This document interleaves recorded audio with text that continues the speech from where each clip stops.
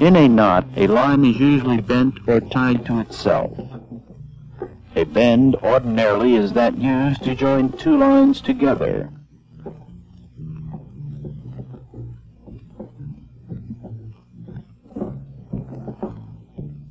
A hitch is a line tied to a ring around a spar or stanchion, or another line.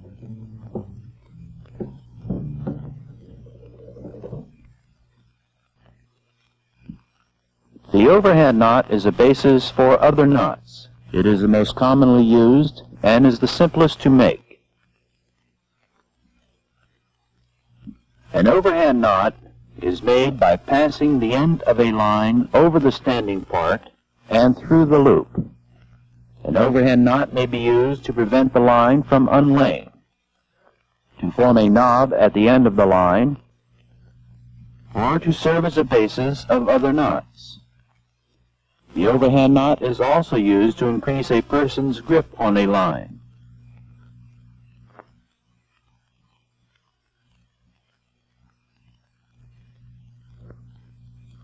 The overhand knot reduces the strength of the line to 45% of its capacity. The next knot will be a square knot.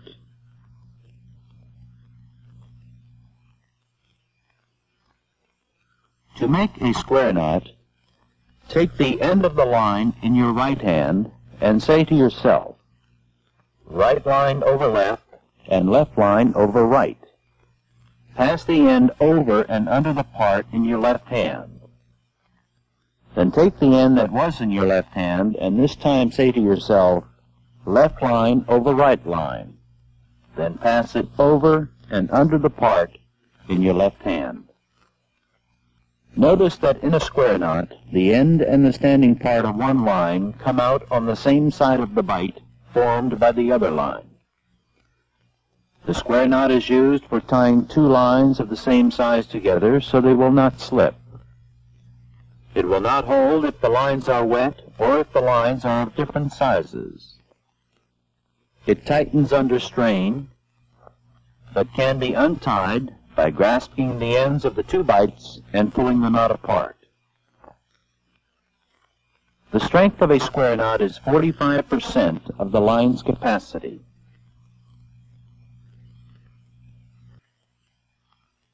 The next knot is a figure 8 knot. To tie a figure 8 knot, form an under or overhand loop in the line. Pass the running end over the standing part, up the other side, and through the loop. Tighten the knot by pulling on the running end and the standing part. Let's do it again. Form an under or overhand loop in the line. Pass the running end over the standing part, up the other side, and through the loop. Tighten the knot by pulling on the running end and the standing part. A figure 8 knot is used to prevent the line from unreeving when rove through a block.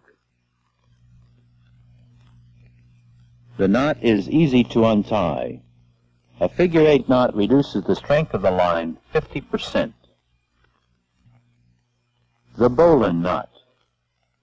To tie a bowline, hold the standing part with your left hand and the running end with your right hand. Flip an overhand loop in the standing part. Hold the standing part and the loop with the thumb and fingers of your left hand. Using your right hand, pass the running end up through the loop and under and around the standing part, and down again through the loop. Let's do it once more.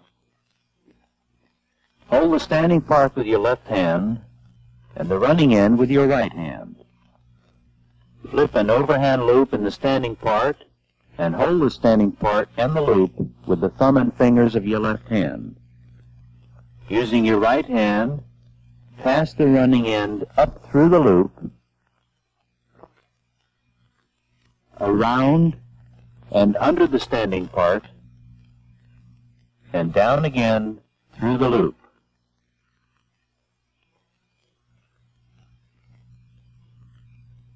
The bowline is used to tie a temporary eye in the end of a line. A bowline neither slips nor jams and unties easily.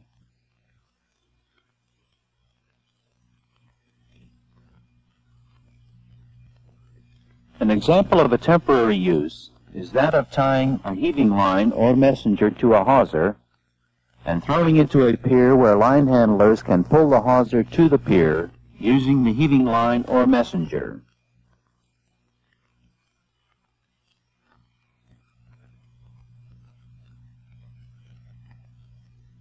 The strength of the bowline is 60% of the line's capacity.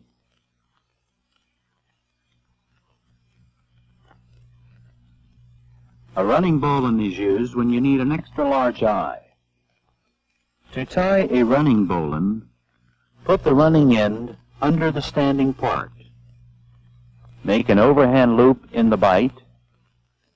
Take the bitter end over the standing part, up through the overhand loop, around and under the standing part, and down through the loop, forming an eye around the standing part. Let's tie it once more. Put the running end under the standing part, make an overhand loop in the bight, take the bitter end over the standing part, up through the overhand loop, around and under the standing part, and down through the loop.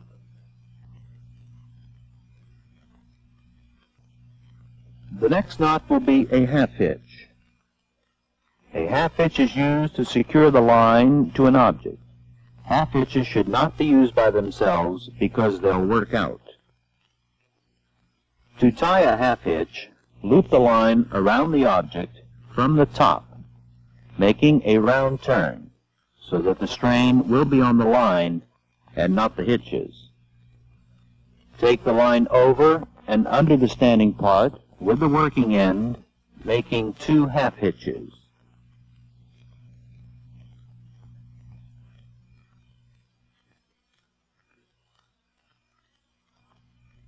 Hitches should always run in the same direction to prevent twisting of the line.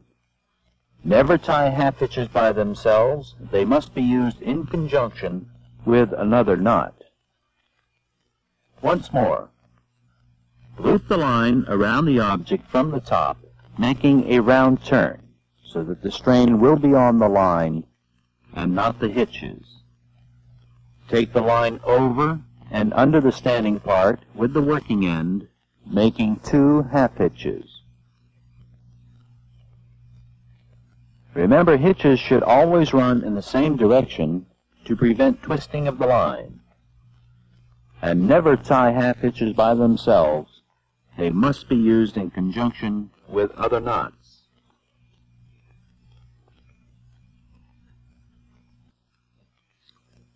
The timber hitch. A timber hitch is formed by passing the end around the spar and its own standing part, making a half hitch.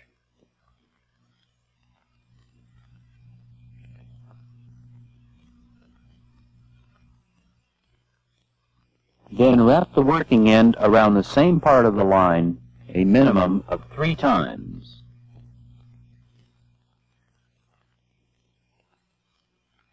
The timber hitch is used on logs, spars, planks, and other comparatively rough-surfaced material.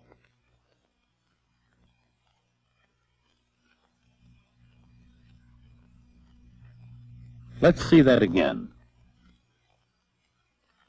Pass the end around the spar and its own standing part, making a half hitch.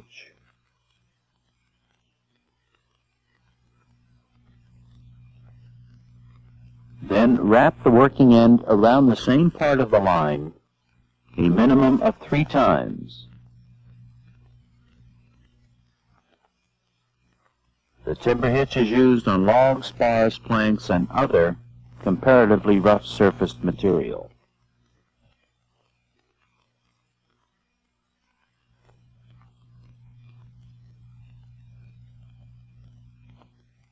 For safety reasons, the timber hitch should never be used on pipes or other metals when lifting vertically.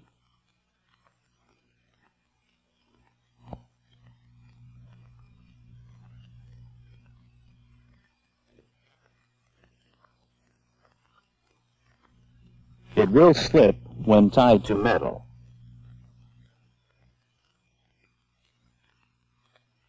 The strength of a timber hitch is 70% of the line's capacity. A rolling hitch. When making a rolling hitch, the working end is wrapped around the spar or line 3 times in the direction of pull, crossing the standing part on the top side each time. Then the end is hitched with 2 half hitches around the spar or line from the top on the opposite side of the 3 turns. Let's do it again. The working end is wrapped around the spar or line 3 times in the direction of pull, crossing the standing part on the top side each time. Then the end is hitched around the spar or line from the top with 2 half hitches on the opposite side of the 3 turns. The rolling hitch is very useful where a line is to be bent to a spar or to the standing part, not the end of another line. A clove hitch is used to fasten a line around a cylindrical object. To form a clove hitch, the end is passed around the spar, crossing the standing part, then around the spar again, bringing the end through between the end part and the standing part under its own part. It is one of the most widely used knots. Let's do it again. The end is passed around the spar, crossing the standing part, then around the spar again, bringing the end through between the end part and the standing part under its own part. A clove hitch has the strength of 55 to 60% of the line's capacity. This is a cat's paw. To tie a cat's paw in an endless sling, take a length of the sling with each hand and twist each length inward or outward a minimum of 3 times. Then put the loops on a hook.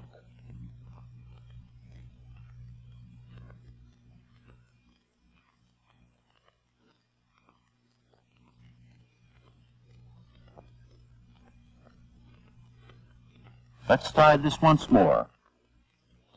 Take a length of line in each hand and twist each length inward or outward a minimum of 3 times. Then put the loops on a hook.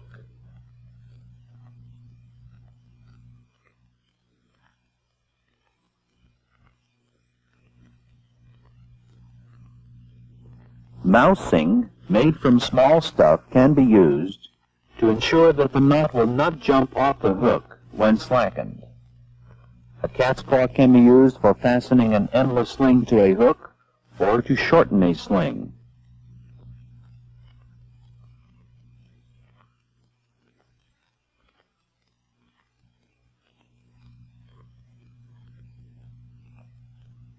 A cat's paw is easily tied and untied.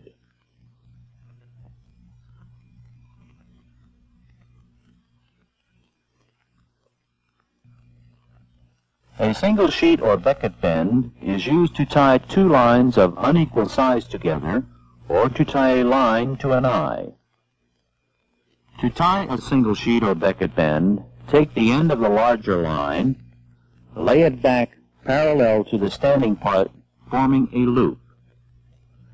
Then take the smaller of the 2 lines, put the end up through the loop, and pass it around the loop and back under itself.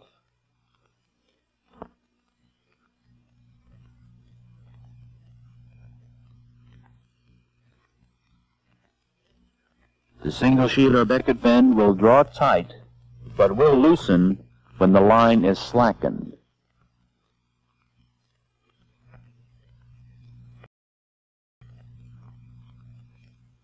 Let's tie it again to an already formed eye. Take the eye in your left hand. Take the smaller of the two lines, put the end up through the eye, pass it around the eye and back under itself.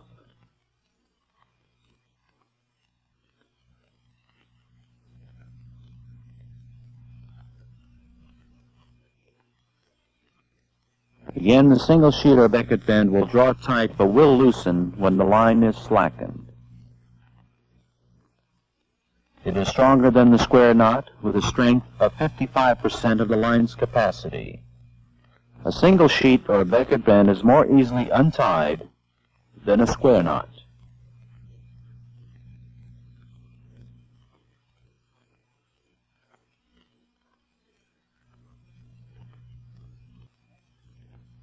A double sheet or becket bend is always used to tie the gant line to a bosun's chair.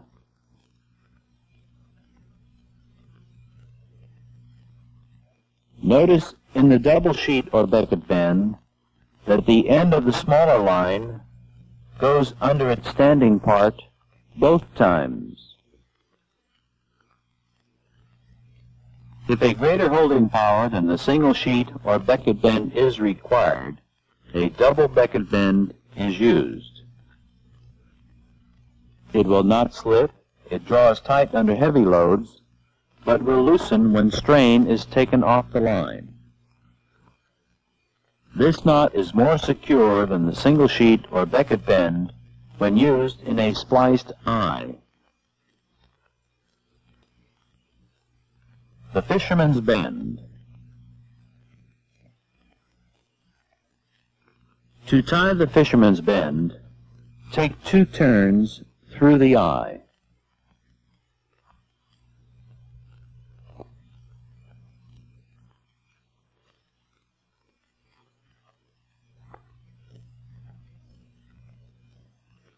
Tie a half hitch through the turns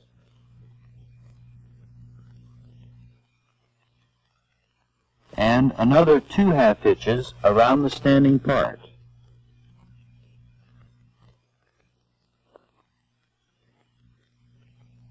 Seize the running end to the standing part.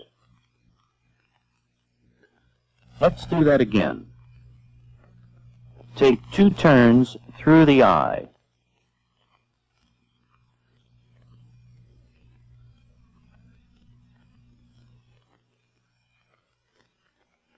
Tie a half hitch through the turns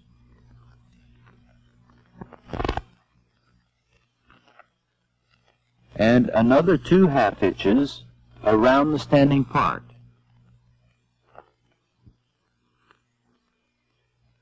Seize the running end to the standing part. The fisherman's bend is used to tie a line to a becket or to an eye, such as tying a messenger to the eye in a mooring line. It is also used for securing a line to a buoy or a hawser to the ring or a shackle of an anchor. The fisherman's bend has a strength of 76% of the line's capacity.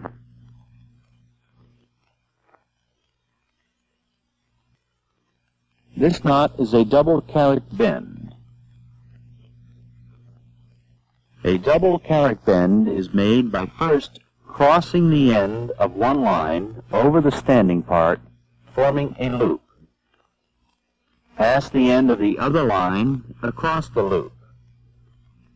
Then, working from right to left, bring the bitter end under the standing part, then over and under each part to form the knot.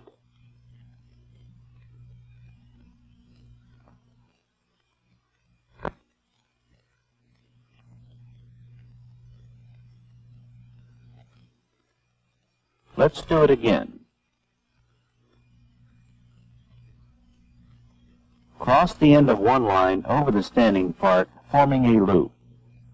Then pass the end of the other line across the loop. Working from right to left, bring the bitter end under the standing part, then over and under each part to form the knot. Then seize the ends. A double carrot bend with both ends coming out on different sides is a secure knot. It is used for tying together two hawsers. It unties readily after a heavy strain for the simple reason it never draws tight, providing the ends have been seized. However, it will draw tight if the ends are not seized. A good knot must be easy to tie, easy to untie, and serve a definite purpose. The basis for other knots is the overhand knot. It may be used to prevent the end of a line from unlaying, or to form a knot at the end of a line, or to be part of another knot. A square knot has similar uses. Two lines of equal sizes are tied with a square knot. A figure eight has similar uses.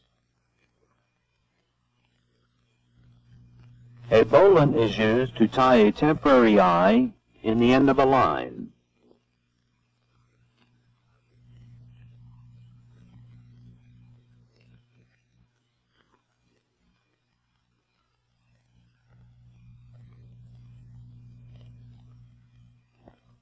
A cat's paw is used both to fasten an endless sling to a hook and to fasten the end of a line to a hook. It will not slip off and need not be kept taut to make it hold.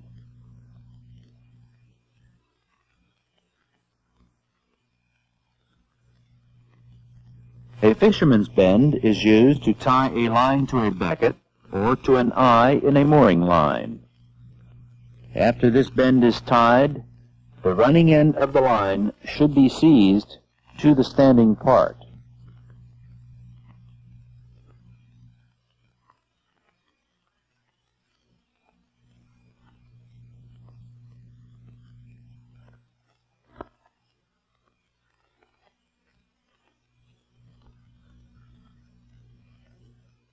A half hitch is tied with the short end of the line and is used to back up other knots. Never tie half hitches by themselves. Instead, take a round turn before tying the hitches so that the strain will be on the line.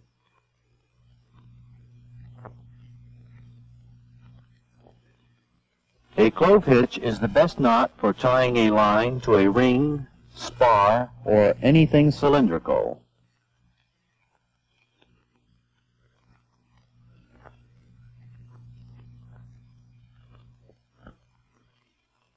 Two lines of unequal sizes are tied with a single sheet or becket bend.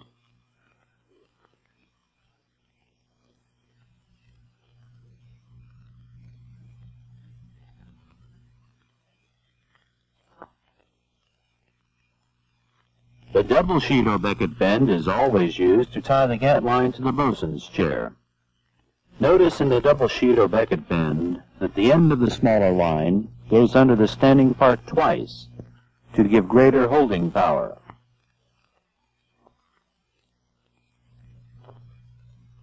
Two hawsers are tied together with a double carrot bend.